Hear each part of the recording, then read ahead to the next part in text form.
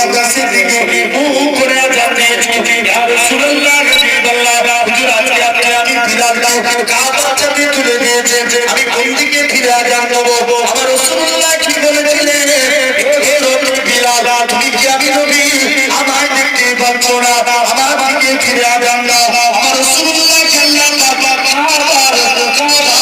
বানিয়েছে হবে তাহলে নবী মক্কা থেকে মদিনায় গেলেন কজনকে নিয়ে তুমি আজ জিজ্ঞেস করে জানাচ্ছ কেন একজন হযরত আবু বকর সিদ্দিক একজনকে মক্কা থেকে মদিনায় নিয়ে গেলেন আনলেন কতজন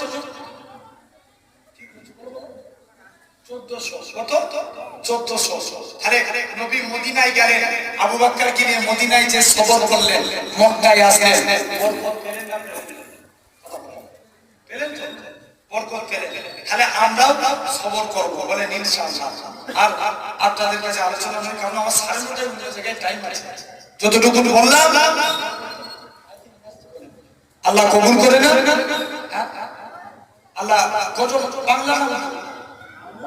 বাংলা একবার দরুদ শরীফ আল্লাহুম্মা